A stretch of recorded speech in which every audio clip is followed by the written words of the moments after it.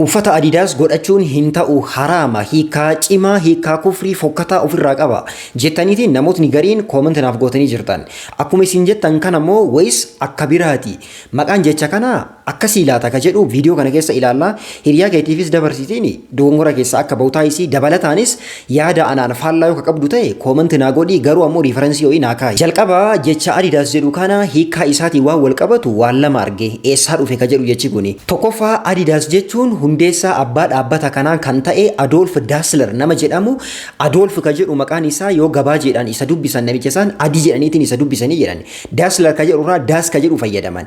Adii plus daas Adidaas ka jedhu asirraa dhufee jedhan tokkoffaa. Lammaffaa akrooniyeemiidhaa jedhan. Akrooniyeemii jechuun maalidhaa? All day I dream about sports ka jedhu. All day I dream about sports ka jedhu irraa akrooniyeemii jechoota I asirraa fudhatanii akkaataa kanaan Adidaas ka jedhu dhufee jedhanii. Hiikaa kanneen lamaan irratti wanti islaamummaadhaan wal faalleessu, wanti hiikaa kufrii ofirraa qabu, wanti hiikaa fokkataa qabu hin jiru jechuudha. Hiikaa fokkataa qaba waan jedhu ani riiferansii kamuu soqeetiin hin agarre. Isin yoo argitani naa barreessaa. Ittaan suuraan wanti an argite akkattiin maalidhaa? Wanti akka gaafiititti jiru, wanti akka shakkiititti jiru. Dhaabbanni kun dhaabbata Israa'eliin deeggaruudha. Yeroo waraanaa Falasxiiniitiif Israa'el isaan dhaabbata Israa'eliin waraanaan deeggaru jedhameetiin haasamaa ture.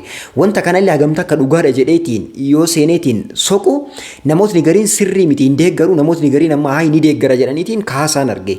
Dhimma kanaan waan wal qabatu keessatti waan ergaxanyaa hin ta'iniin waa maqaa nama baasuun balleessuun ulfaataadha.